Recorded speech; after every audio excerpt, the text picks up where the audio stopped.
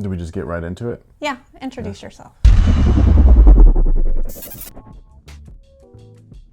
Hey, what's good, guys? My name's Chris. I'm Jody. And today we are talking about The Last Dance episodes 7 and 8. Yep. Is that what it was? It all feels like one giant episode, which is good. I'm excited to see the last two. I'm bummed that it's the last two. However, this has been a pretty wild ride. I know that I keep bringing this up almost every time we talk about The Last Dance, but it's so weird to see the happenings of what I saw, because like at this point in their timeline, I was telling her this when we were watching it, the early stuff that they go, when they flash back to the first three-peat, and even earlier, I was very young. So the stuff that I remember is very vague. Once we start to get into the I'm back, the baseball era and further, this is stuff where I'm a middle school to high school kid, into basketball heavy, playing every day, yada, yada, yada. I'm literally like reliving childhood memories with a set of different eyes. I want to immediately just like, as soon as I say that, I want to jump into like what comes next in my brain, but I'm going to hold myself off. I have another list here. And these are just the, There's a lot of stuff. It's a lot of things, okay? But like, these are just the things that I'm thinking as I'm watching it. So I just jot it down real quick. These are the topics that I want to go over. If we don't, I apologize. First things first is MJ's dad and his death. The media, once again, because that was another topic. And last thing, retirement. Baseball, hardcore practices, Pip as the leader. Going to the finals without MJ, or almost. Nice guy, question mark. Like, is he? MJ got emotional. I'm back. Orlando, Space Jam, 72 and 10. GP. So the first thing that we're going to talk about is Michael and his father's passing. There's things that happen like 9/11, Princess Diana's death, Kobe's death, stuff like that, where it'll just stick with you forever. And Jordan's dad passing was one of those things. So you would equate the feeling you had then like they do later on in the series, where they were, or in that episode, they were saying everybody remembers what they were doing when they heard MJ is retiring. Yes, I would equate it to that. I don't remember what I was doing when he said he retired. Okay. I was young. Okay. But I remember everything after. I remember hearing about the death, and I was at home and I was kind of like, what? And like, I remember just like stopping and just watching the news, because I was just like kind of like walking through the house. My household, we didn't have cable. When something that big hits, that means that it's that big, because we're only listening to local news. Okay. And so it's Bay Area news. They were talking about, I think it was like North Carolina where it happened. And so like, it was a big deal to hear about it in the Bay. So I just remember walking through the house and just like hearing Michael Jordan's name, like kind of stop, and then like it's like not talking about a good thing and just being like, dang. Later on, this is the next topic, which is the media, because nothing's gotten better, it's gotten worse. As far as media and coverage goes, it's pathetic, it's disgraceful, it's despicable to go and slander Jordan and blame his gambling for his father's passing. Yeah, that's like he's already at his lowest, and then you really... Way to spit on someone while they're down. And all the way through this day, I still read comments like that of morons being like, well, Jordan had... No, man, if there was any proof to that, it would be out there as not a speculative story. It would be a legitimate story. Like, tell me, that's a story. No, I get that. We see those comments just the same way anytime we do anything on Kobe. There's always at least one or two comments. Yeah, there's always some moron going being like, well, he's a rapist. I'm sorry, but he was not convicted. And so it's like that kind of shit, it really bothers me. And it to this day bothers me that there are pieces of shit, both media and normal people, that will sit there and throw shade like, oh yeah, it was because of his gambling. Look, man, the guy gambled. Get over it. It's really stupid. With zero proof, zero evidence. They got the guys that did it. It's not like that. It's like some open case. It's not Carol Baskins. You feel me? Like, it's not like some mystery. Come on, man. Use your head. Not everything's a conspiracy theory. It's just wild to me that that's still a thing. I did not think that they were going to talk about that during the documentary. I swear to God. You thought they were just going to leave his dad out? I thought they were going to leave out the theory, the speculation of it being caused by his gambling debts. It was just interesting watching... The guy cut a $57,000 check to a mobster. It's not like he didn't pay his debt. No, but it was just interesting watching people who were big-time journalists at the time still being like, if you connect the dots, and I was just like... That's exactly what I'm saying, though. Zero proof, just them speculating. Yeah. This is one of the things, this is not a topic, but this is one of the things, this actually might be a topic later on about like MJ being emotional stuff. I am not surprised, but also very surprised and borderline impressed at how brutally honest he is. He doesn't shy away from a single question. Well, it's easier to keep everything straight if you're just honest. No, I understand that. I'm the same way. Like, I don't like liars. I would rather tell you the truth and just kind of get it over with. So I understand. I'm just saying, like, I'm just surprised. You know how, like, old people, like, they, you know, back in my day and stuff, and they kind of, like, gloss over things, or they remember it a certain way, like Rosie and stuff like that. Like, this guy's like, hell no, I was a dick, you know? Like, he just straight up, like, ask him whatever, he's gonna get, and he'll explain to you, this is why. So, yeah, but this is, like I said, this is kind of jumping into that topic, so I'll get into that in a minute. But I am just surprised. Do you have any thoughts on, I don't even know if you remember any of that stuff? No, I don't. Okay, yeah, so, like, for me, it was one of those things where I was like, I can't believe that they asked him, surprised that they did, happy that he's just like, this is bullshit. My thoughts on it is more of that episode as a whole, is the fact that the way the editors put that episode together, they had me go through several different emotions, going from like, I really feel for this guy, everything makes sense to me, to being happy and excited for him when he chooses to go and do baseball.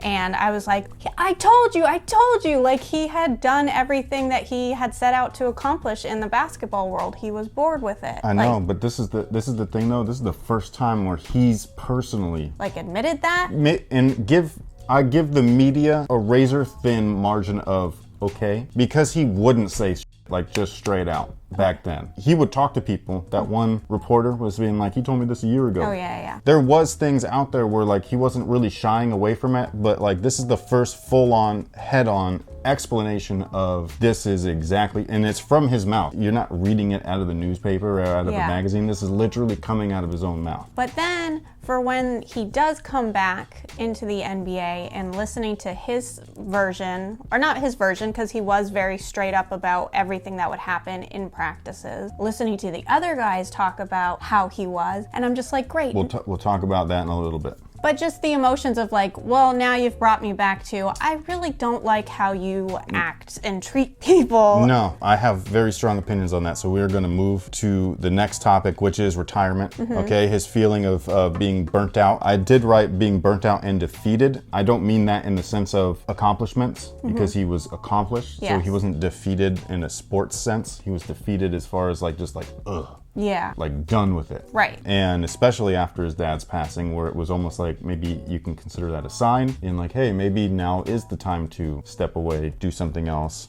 I did love baseball as a kid. I could have pursued it. So I was explaining this to her because she was like, did he just decide one day that he was just going to play baseball? And I was like, well, no, like he grew up playing this sport and he was very good at it, but he also happened to be very good at another sport. And this is before Bo Jackson, where you had kind of like cross athletes. This is so refreshing to hear him just be like, man, I just wanted to have fun. And it was nice to see him literally have fun like a kid again and have that camaraderie, or how do you say that word?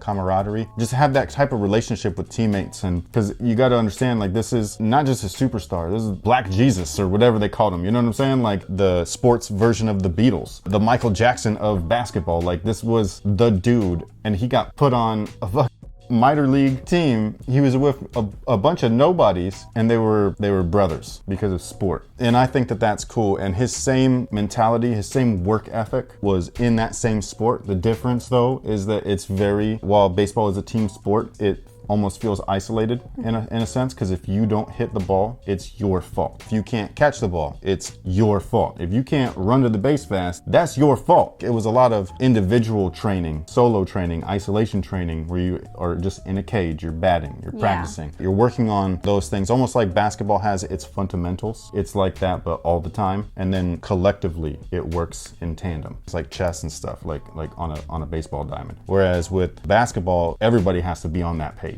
So moving back to kind of what you were talking about, the hardcore practices. Okay, I don't have a problem with it. I do. I just don't. I thought it was very funny though, like literally laugh out loud funny. When they would ask his teammates, what was it like without MJ? And they all smiled like you wouldn't believe. You acted like they walked outside for the first time. Man. Like, and that's what I'm saying. When you have this tyrant Like how we keep talking about hating going to work that last season. That's how I would feel if I had some guy screaming at me and picking on me, and I don't care if you're trying to make me tougher. I don't want to be angry all the time because you're being an ass to me. We all have different ways to be motivated, and that is not how I want to be motivated. That's the thing though, is that I want to respond, but like I can't, just because I understand. You know, I really do. I understand in any other setting, but I think because it is a sport. But I don't get that because it's still your job, and I don't understand how you're allowed to talk to your peers. But that's the thing. Way. That's the thing though, is that because I play basketball, so this is like, to me, this is the way the game is. That's my only thing, because I know that not all jobs are like this. Yeah. Not all jobs you go to work loathing. You know what I mean? Not all bosses are awful. So like I understand what you're saying, but it's also, right or wrong, part of basketball to me. I don't know if that's right. I don't know if that's completely wrong. Yeah. I know that everybody has their own way of everything, and I respect that. I understand that. But he said it, man. He was just like, I wanted to win with them. They are your teammates at this point. But he almost seems to take it personally when they don't get it. Yeah, when they don't get it right to his standards. But it's not. It's two different things, though. It's not like if he passes you the ball and you miss, like that's okay. He does that too. That's why he practices. So if you're laxing in practice, what do you think's going to happen in the game? That's the main thing. We're going to jump around a little bit because this topic is a little bit further on. Okay, so we're going to combine hardcore basketball, nice guy, and MJ gets emotional. Okay. Okay. So because to me they all kind of coincide with one another. So again, I feel like this is part of basketball. I do think MJ's a nice guy inherently. I do think that he's a nice person. Look at his parents. You don't do what you do for your mom and your dad if you're not a nice person. Okay. He's very respectful. He's kind of an old school kind of guy where, like, if your mama says something, you listen. I don't care how old you are. If you're giving an interview, you're well on retired. This is your documentary and your mama says no cigars. And then you have to refilm because you had a cigar that whole first time. I don't think they refilmed. I think they just like... No, I know, but every thing that they had afterwards, where's his cigar? It ain't I saw it last night. In the locker room. That was an old footage. It was sitting on the table next to him with his, wasn't like, in his mouth. It wasn't in his mouth. But I'm just saying, I think they were like, they could, they were handing in. I'm telling you, he is a nice person, okay? But there's a difference between that and getting things to a point to where these new guys that were on this squad with him didn't go through the Detroit Pistons. He turned a bunch of nobodies on that first three-peat team other than Scotty, and Scotty was soft when he came into the league, okay? He toughened that fool up for the better, and Scotty knows this and he says this. But he turned a bunch of nobodies into a three-peat championship dynasty. They could have kept going if he didn't quit. You would not remember John Paxson if he didn't hit those shots. Just like in that second three-peat, who's the guy that they kept interviewing? I can't remember BJ? his... No. I know who BJ is. He was on their team for one season. I can't remember his name already. And the guy that he was like punishing? He was with the whole time, yeah. And for him to sit there and be like, he's so nice, like I kept trying to bully him and blah, blah, blah. And it's just like, you're saying all the things I don't like. No, but this is exactly my point though, is that who is he? He's a championship player that nobody remembers. You're welcome. Who did that for him? MJ. Just come on, man. He wanted that type of brotherhood, but you had to want it with him. You understand? You know what I'm saying? Fair enough. I guess I would not want it enough then. Maybe. I've been on teams like that. We know real recently, I'm like that, and I can't help it. I want to win, but I also want to be your brother on the team. Dennis Rodman said it best. Basketball is a simple game. There's 5 players and you adapt, you adjust, you move, and you move as a unit. If you can't do this, you're not going to be able to play together. It's that simple. And it's frustrating being on the court with people that are stupid and don't know how to do that, because you don't really play basketball. You think that everything's an ISO Joe thing, and it's not like that. There's 5 of you for a reason. No, I understand that. And it's when MJ finally understood that, being like, well, so I need these other 4 guys plus the second stringers to be up towards where I'm at so that we can destroy people. That's all he's trying to do. That's all he's trying to do. That's fine. I don't want to sound like a broken record. I don't feel like being screamed at or nobody anything. does. Nobody does. I used to get and my shooting coach was a great coach. I know that he liked me, but he yelled at me a lot. And I don't like coaches like I hear about that in the high school, and I'm just kind of like, why is this guy allowed to have a job if that's how he's teaching or treating teenagers? There's some that I'm like, okay, well, that guy crossed the line. But I would get yelled at a lot. You didn't do that right. Do it again.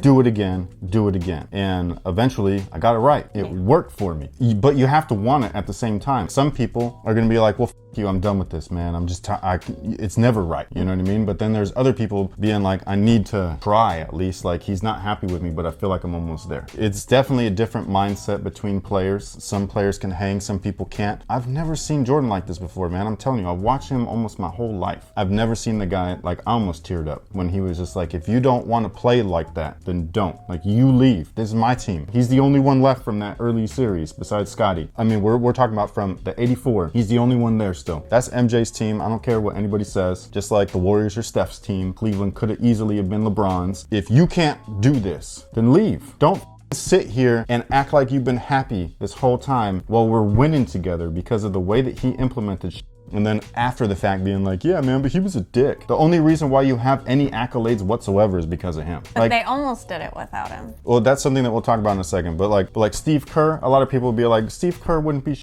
without MJ. And Steve Kerr wouldn't be without Tim Duncan. And now he's coaching Steph and Clay. But he's part of the unit. And he does the that needs to be done. I think it's so funny too that we're finally hearing the full story because it was always a Jordan punched Kerr in the face. What a dick Jordan is. But Kerr's like, well, I punched him first. Not in the face. Doesn't matter. What the? I don't care. You can't He's predict. your teammate. Then why'd you hit him in the first place? Because he had been bullied. He wasn't bullied. He was getting pissed because he was getting called for ticky-tack fouls. I've done this same where it's like, oh, if you want to call the foul, then here, I'm going to show you a foul. And so you clobber the mother, and then you look at the ref and you'd be like, that's a foul. You know what I mean? Sometimes this will happen, but sometimes an action gains a reaction. And Steve Kerr's reaction was to punch Michael, okay, which was wrong, all right? And then if somebody punches you, what do? You punch his ass back. And that's what MJ did. Unfortunately, or fortunately, MJ kind of like sat back and was just like, that was kind of up of me. Steve is kind of small. And so they hashed it out, and just like Kerr said, weirdly enough, those two butting heads like that not only gained respect, like Michael respects the shit out of him. What are you doing, Poe? You can't keep doing this. You still don't get it? You still don't get it, do you? She don't get it. I think that's a weird, it must be a dude thing, but I just don't. I do. I'm glad it worked out for them, that they were able. I like that he apologized pretty much, not because he's a immediately, nice guy. But well, yeah, after you let things cool off. Same thing what happened back in the day with him and Magic. So you let it cool off, you let it simmer down a little bit, and all of a sudden you guys are friends again. It's all good. But no, he could have tried to be like, whatever, like. No, you punch somebody in the face and you know that that's not right. You gotta give credit to Phil though, because Phil facilitated that. You got to, like, he could have calmed him down, but instead he kept calling that. And that happens in games. That's why you practice, because you can't lose your cool like that in the game. You'll get suspended for a few games and you can blow a whole series. I feel like they needed more yoga. Maybe, I don't know. A little bit more sage burning. Yes. Yeah. Now we'll go back a little bit. We'll go back to Pip as a leader and almost got to the finals without MJ. Again, I love the smile. How did you guys do without Jordan? Great. Yeah. Like, you know, like, because they did. They were a great team. People forget about that, man. And they almost did it, but they couldn't, because you still need MJ. That's exactly why he's MVP. That's exactly why he's a leader. That's exactly why nice guys finish last in sporting events and stuff like that, man, because they don't have that extra thing. Think about this for a second, because you do watch this, okay? So think about the current Golden State team, minus KD, okay? Think about the championship team prior to KD's arrival. You have Steph, Clay, Iggy, you have Livingston, and you have Draymond. Yes. Okay, you can put Bogut in there and all that stuff too. Without a mouthy like Draymond, do you think Steph is as tough? You think Draymond is like what gets underneath his skin? Draymond is the guy right behind you when goes down. If you know that you don't have the guy behind you, are you as tough? Because again, I'm going to be 100% honest here. If I go to play basketball by myself and I go to the gym, I mean, if I know everybody, that's one thing. But if I don't know everybody, I'm just kind of like letting the game come to me. Now, if you send me and my brother to the gym, what's happening? You're cocky. It's not that I'm cocky, it's that I'm confident. More confident than without him. Because Same thing. No, because I have the person behind me. Okay. And I know he's behind me. I know that if some dude plows into me, my brother will just go straight for you. And I don't even realize it, okay, until I get up. My brother's already in that face. And that's what someone like a Draymond or someone like an MJ, he said it too. MJ said it. Scotty was soft until he realized and understood that MJ's right there, man. If somebody with you on the court, I got you. Don't worry about it. I see what you're saying. You know? Because without Draymond and without kind of Clay's little like cockiness and stuff like that, Steph's good, but he's soft. Talk about a nice guy, like he's as nice as they come. And I love him, so. Yeah, but that's a different style though. You need that aggression. I'll be on Steph's team. I'm just saying though, without somebody like that behind you, you can't get over the hump. I understand. Because the other team's got one. So like if you're not gonna match their intensity, what you gonna do? So yeah, so I just think that it's important that people understand and realize, yeah, that was a great team without MJ, but they were without MJ. They were missing the spice. Straight up. They were missing one little piece, and that's what you need, man. And that's what you need. They almost proved that to their disappointment the following season. Okay, and that's when he mentions that he's back. I remember being just giddy like a little girl. That's like all we were talking about at school. Everything being like, yo, can you believe that he came back? Like, is he going to be good? What's happening? He was playing baseball. They explained it. I still don't even understand how he lost being in shape. Yeah, a baseball body is different than a basketball body, but I don't get it because he's in shape either way. And I'm not here to question it. I'm just saying, like, that's crazy. Like, I just don't get it. I can see it. Like, your stamina is different. Basketball, you're up and down the court the whole time. Baseball, you get to like. No, I know you get a lot of rest and stuff, and I did understand that part. But like, because the stamina was the only thing where I was like. Saying his legs aren't fresh and whatnot. Oh, maybe, yeah. And you always talk about that when you're out shooting. You'll be like, oh, my legs are dead. Like, it's not snapping. Well, no, because like when you're shooting, it starts at the bottom. Yes. You know what I mean? I don't want to get into a shooting coaching, but like the form is just it's all to target the ball where it's going, but the power is under you. That's why you're supposed to like do a lot of cardio and then go shoot free throws, because you're supposed to do it tired. That way, when you're in a game situation, that you know that you can do this. So one of the things that has not a lot to do with the doc or anything like that, it's just something that, as somebody that's fawned over MJ, this is my adult brain reverting back to my 13-year-old self, which was MJ makes everything look cool, man. Everything. The boy was in his locker room with his unlaced J's, leg up on the. Oh. Man. And I was like, yo. Yeah, there was a lot of drool happening on the other side of the couch. No, here, look. This is a sexy shoe. Like this colorway. I love it. The white and reds are some of my favorites. When you see him lace up his shoes and you see him tear away his warm-ups and stuff, or chalk it up or chew his gum or whatever, like something about him, man. Like I'm just like, yo, why can't I be like that? That's your Magic Mike moment. I guess. I don't know. It's something weird though. So I did want to talk about Orlando. That team was a beast. Shaq was a monster. Penny, oh my God. I see Penny highlights every so often. This guy was almost 7 feet tall. If you see his passing, always the no look. He was always dishing it. You know, he could have easily have just gotten the lay-in, but he doesn't, man. Penny was amazing. And then Horace was their little linchpin. And if it wasn't for MJ, okay, whooping his ass in practice, he would not have been able to take that and move it to another team, I'm telling you. And then. But MJ was so salty. Like, because he taught that motherfucker all that. And then he goes and tries to use it against you. That's the same thing that BJ tried to be like. He said it too. He was just like, I know everything about what they're going to do. I know his mentality. I know his mindset. We can beat them. Yeah, once. I was so happy for him though, because I felt like he got it. Like, hey, we're probably not going to be able to win this whole thing, but anybody can have a moment. And so he was just looking for his moment. And I was just like, great. That's the thing though, is that like everybody's got a moment. Yeah. You know, but like people don't remember moments. Some people remember moments. There are moments, but it's the 72 and 10 syndrome. It don't mean a thing without a ring. I don't care what anybody says. I'm a Bay Area native, okay? I'm a Warriors fan, but the greatest team of all time is the 72 and 10 Bulls, not the 73 and 9 Warriors. If the Warriors had won the chip that year, then there would be an argument, okay? There would be a debate, because we're talking one game, all right? So it's not like... Don't take me back there. That was a really, really hard... But that's what I'm saying though, is that time. Is that there is no debating right now. Okay. No, I'm not. They completed the mission. So... all credit to that Orlando team. They whooped the shit out of Chicago, man. One thing that I want to talk real quick though, with the emotions, that following season when they were 72 and 10 and they won the ring, the picture and the footage of MJ on the floor, I've seen that many times. Many times. I've seen it in film, I've seen it in books, magazines, all that stuff.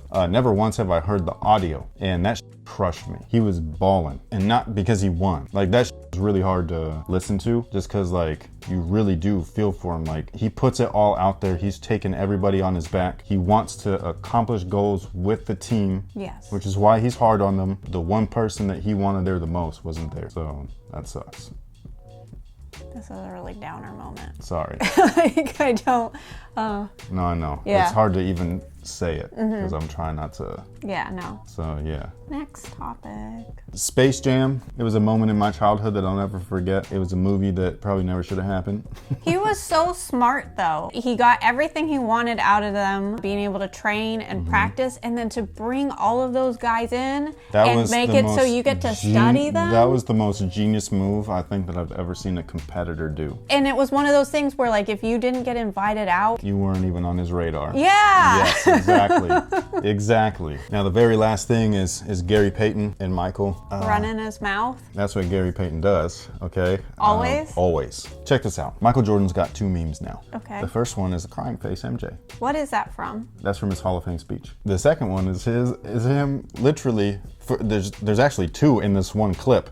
The first one is and then the second one is because he couldn't believe what he said, and then after he said it, it processed, and he was like, this guy's crazy. Changed the series. That was his moment, and he needs to, like, I be know. like, I had this moment. Look at the difference between people talking about their moment, okay? And so look at BJ talking about his moment, Yeah. then look at Gary talking about his moment. Yeah, no, Gary he needed thinks to, like, pull it back. Gary thinks he's the king. Yeah. BJ knows who the king is. I'll give you that. I'll give you that. And that I just found to be mad funny. Because honestly, that's, what's his name again? Gary? Yes, Payton? Gary. The glove. The I like glove. that he called him the glove too. That was sarcasm beyond belief. He's The like, glove. The glove. Yeah. Anyways, that speech that he gave, it honestly sounded like it could have been like the day after that game had happened. These players live and breathe this.